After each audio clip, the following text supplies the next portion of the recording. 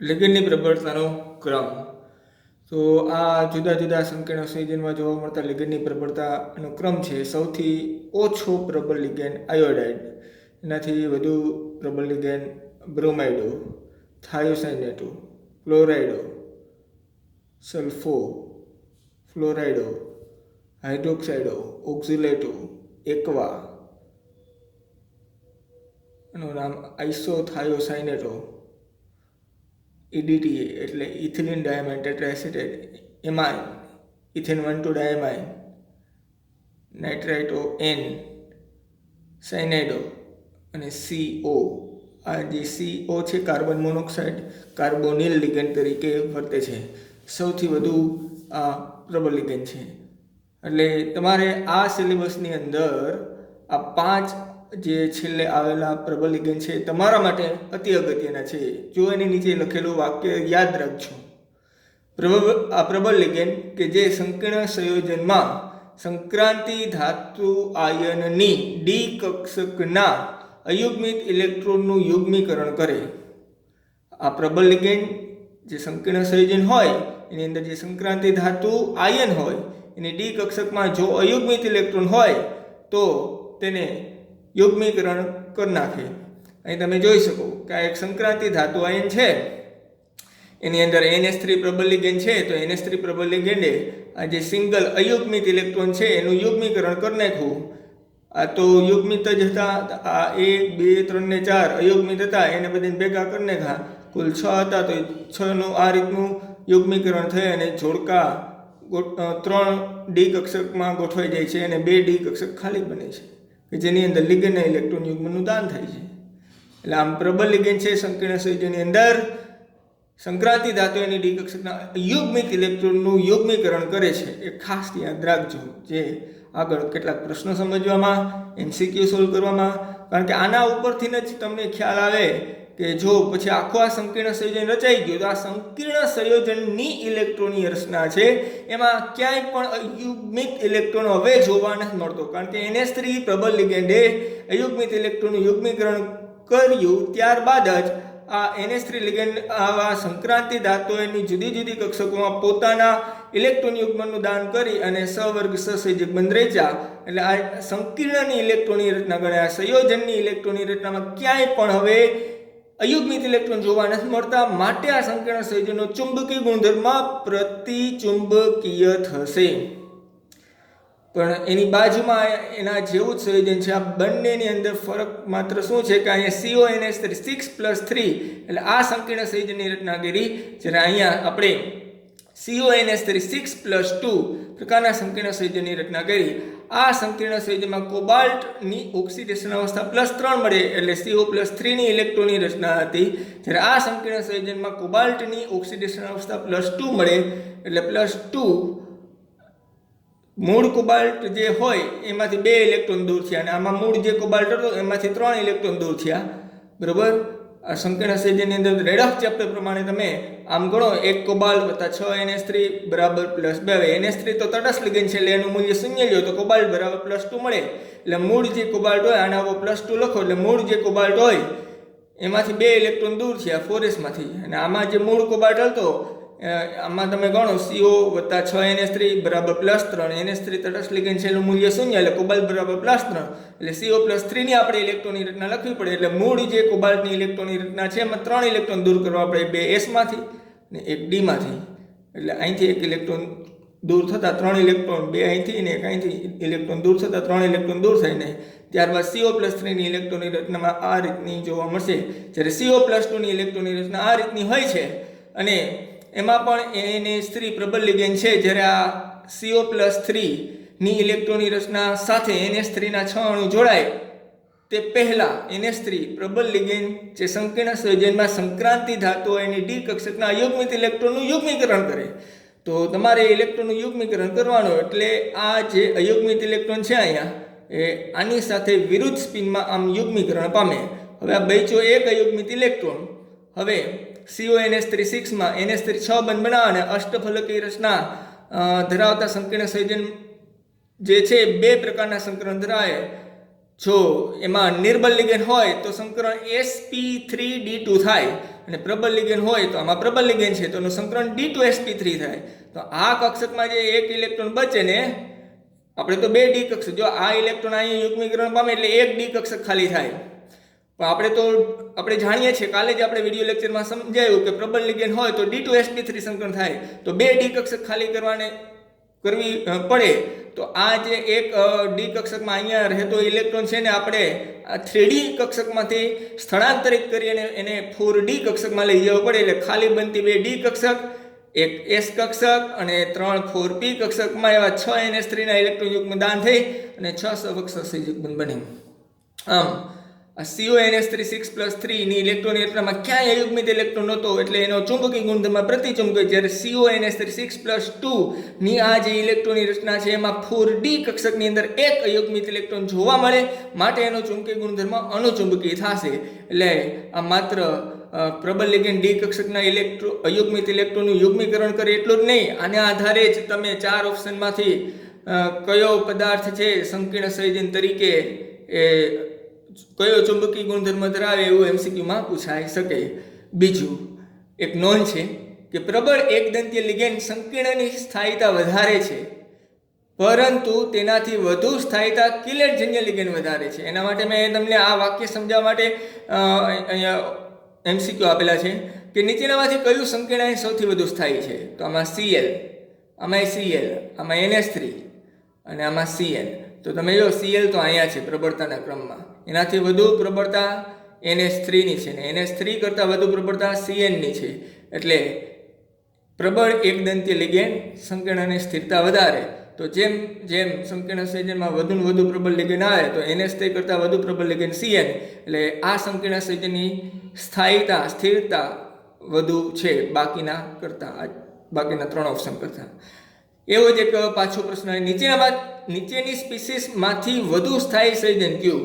હવે જો પહેલું જે MCQ આપણે સોલ્વ કર્યો એમાં 4 ઓપ્શનની અંદર એકદંતીય લિગેન્ડ હતા, પરંતુ જો પ્રશ્ન આ રીતનો હોય તો આમાં એક કિલેટજન્ય લિગેન્ડ છે. એટલે મેં એની સાથે જ એક વાક્ય જોડ કરી દીધું કે પ્રબળ એકદંતીય લિગેન્ડ જે છે ને એ સંકીર્ણ સંયોજનની સ્થિરતા વધારે છે, પરંતુ તેનાથી વધુ સ્થિરતા અથવા સ્થાયીતા કિલેટજન્ય લિગેન્ડ વધારે. એટલે કે જો તમને આપેલા ઓપ્શનમાં 4 ઓપ્શન આપેલા હોય, એ 4 ઓપ્શનમાં પ્રબળ એકદંતીય લિગેન્ડ તો આમાં CO પ્રબળ એકદંતીય લિગેન્ડ છે, Cn એ પ્રબળ એકદંતીય લિગેન્ડ છે, પણ Cn કરતાં CO વધુ પ્રબળતા ધરાવે છે. પરંતુ એની જોડે જો કોઈ એવું ઓપ્શન હોય કે જેમાં કિલેટજન્ય લિગેન્ડ હોય તો આવા પ્રબળ એકદંતીય લિગેન્ડ કરતાં આવા કિલેટજન્ય લિગેન્ડ સંકીર્ણ સંયોજનની સ્થિરતા વધારે છે. એટલે આનો જવાબ આ થશે C ઓપ્શન. હવે પાછો તમને પ્રશ્ન એ થશે કે સાહેબ કિલેટજન્ય લિગેન્ડ ક્યાં? અરે વિદ્યાર્થી મિત્રો, એટલે જ આપણે આ ચેપ્ટર ચાલુ કર્યું ત્યારે બેઝિક મુદ્દામાં તમને શું કીધું હતું કે 21 થી 30 ની ઇલેક્ટ્રોનની રચના પાકી કરી લેજો. પછી મેં તમને કયો લિગેન્ડ કેટલા દંત્ય છે, કયા લિગેન્ડનો વીજભાર કેટલો છે એના આધારે સમજૂતી આપતો એક વિડીયો લેક્ચર કોષ્ટક બનાવીને તમને સમજાવ્યો હતો. કાંઈ વાંધો નહીં. કિલેટજન્ય લિગેન્ડમાં દ્વિદંતીય અથવા બહુદંતીય લિગેન્ડ હોય છે, બરોબર, જેવા કે EN એટલે ethane 1 2 diamond, PN propane 1 3 diamond, OX-2 અથવા તો OX-2 ને આમ પણ અણુસૂત્રમાં લખાય છે C2O4-2 જેનું નામ ઓક્ઝોલેટો છે, PTN એટલે પ્રોપેન 1 2 3 ટ્રાયમંડ અને EDTA એટલે ઇથિલિન ડાયમંડ ટેટ્રાએસિડ. આ બધા કિલેટજન્ય લિગેન્ડ છે. એટલે યાદ, આ ખાસ બહુ જ સારો પ્રશ્ન છે, MCQ છે કે જેમાં એકદંતીય લિગેન્ડ છે એની સાથે તમને એક ઓપ્શન કિલેટજન્ય લિગેન્ડનો આપી દે તો યાદ રાખવું કે આવા જે પ્રબળ એકદંતીય લિગેન્ડ છે એના કરતાં સૌથી વધુ સ્થાયીતા કિલેટજન્ય લિગેન્ડ વધારે. એટલે આમાં તમારે જો ક્રમ જોતો હોય લિગેન્ડને 4 ઓપ્શનનો તો સૌથી ઓછું સ્થાયી H2, એનાથી, કારણ કે H2 જો અહીંયા છે, એનાથી વધુ સ્થાયી Cn વાળું આ ઓપ્શન, એનાથી વધુ સ્થાયી CO વાળું અને સૌથી વધુ સ્થાયી આ થશે કિલેટજન્ય લિગેન્ડ વાળું, બરોબર.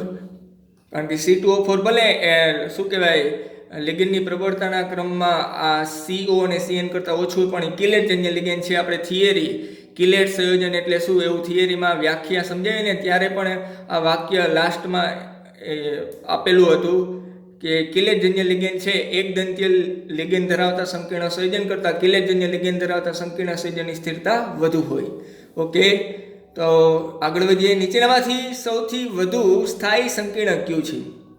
તો ફરી પાછો હવે આમાં આપણે જોવું પડશે કે પેલા ચારે ચાર ઓપ્શન જે આપેલા છે સંકીર્ણ સંયોજન તરીકે, એમાં બધા એક દંતીય લિગેન્ડ છે. તો કે H2 એક દંતીય છે, NH3 એક દંતીય પ્રબળ લિગેન્ડ છે, અને C2O4 કિલેજન્ય લિગેન્ડ છે, અને Cl એક દંતીય નિર્બળ લિગેન્ડ છે.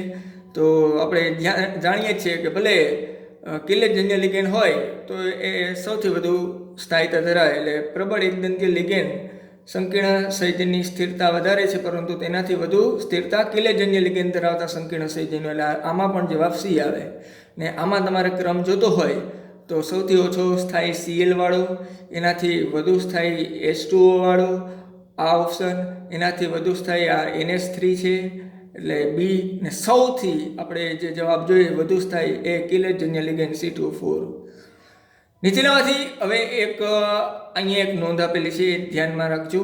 સંકીર્ણ સંયોજનમાં જેમ જેમ વધુ પ્રબળ લિગેન્ડ તેમ તેવા સંકીર્ણ સંયોજન દ્રશ્યમાન પ્રકાશની તરંગ લંબાઈનું શોષણ ઓછું હોય છે.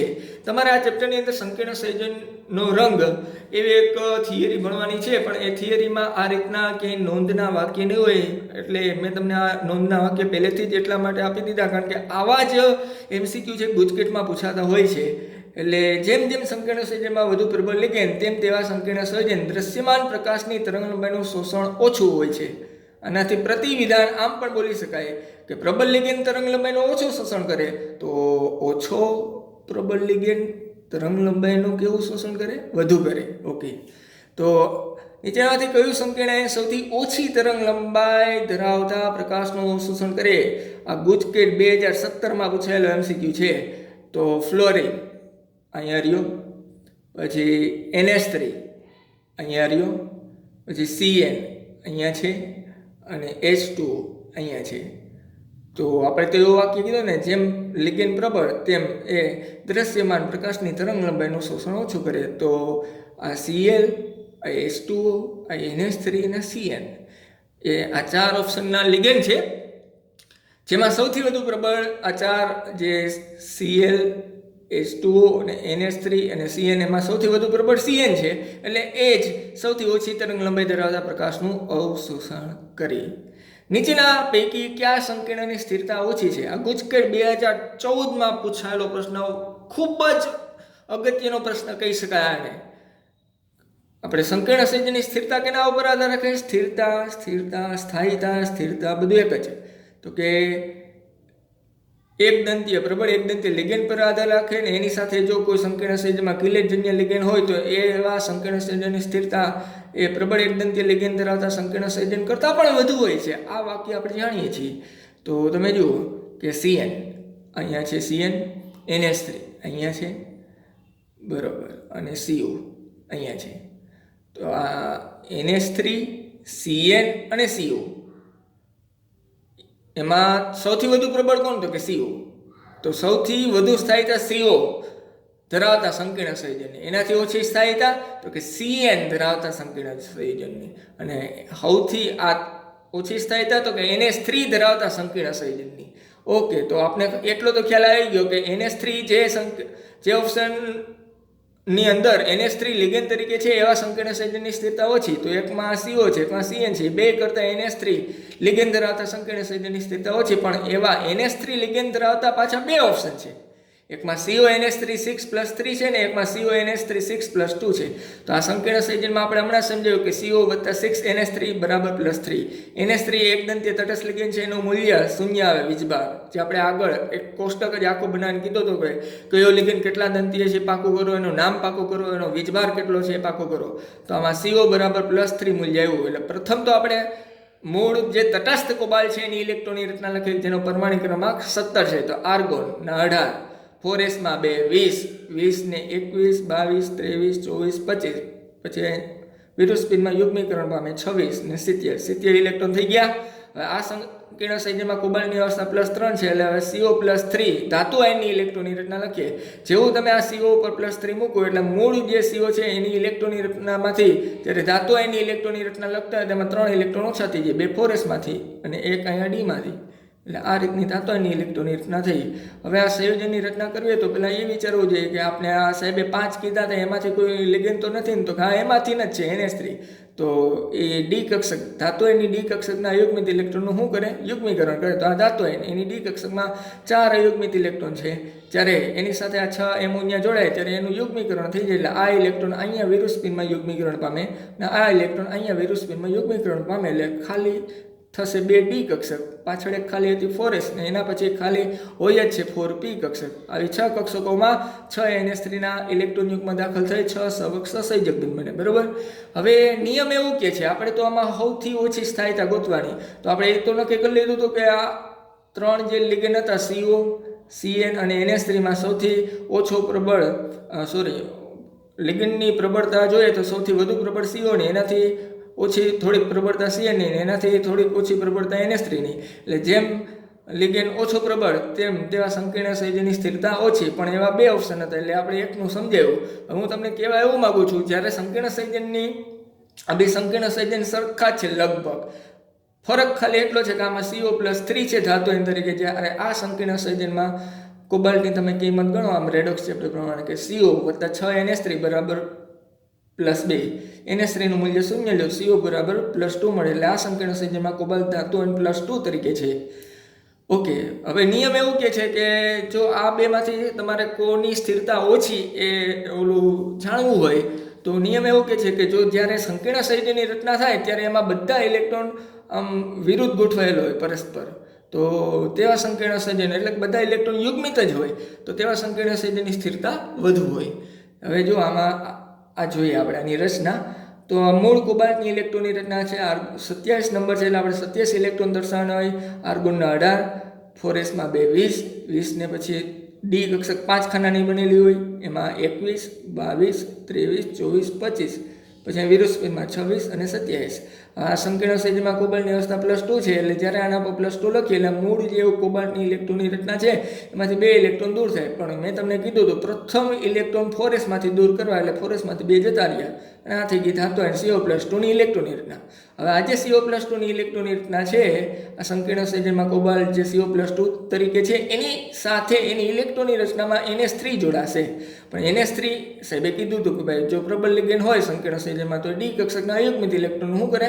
યુગ્મીકરણ કરે. તો પહેલાં આપણે યુગ્મીકરણ મનમાં કરી લેવાનું કે આ 1 ઇલેક્ટ્રોન છે, આ 2 ખાના તો યુગ્મિત જ છે.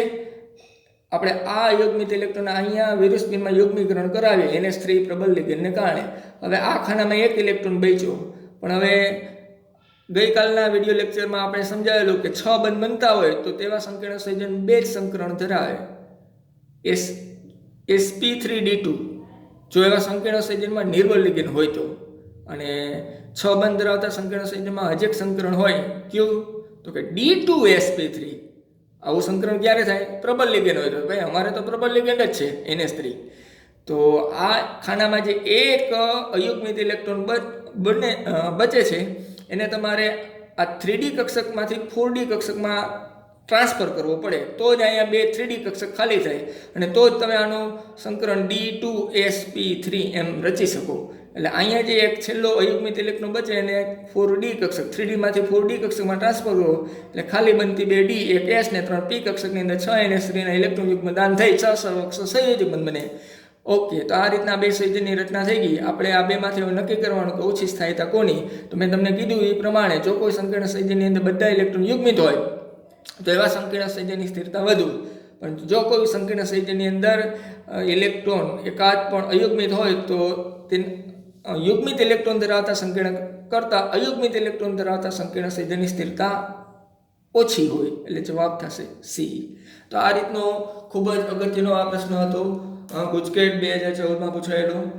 તો આશા છે કે આ જે તમને નોંધ તરીકે સમજાયેલી એ આગળ જતાં હજી ઉપયોગી બનશે. એટલે ખાસ અહીંયા જે નોટ્સમાં લખેલા વાક્ય છે ધ્યાન આપજો.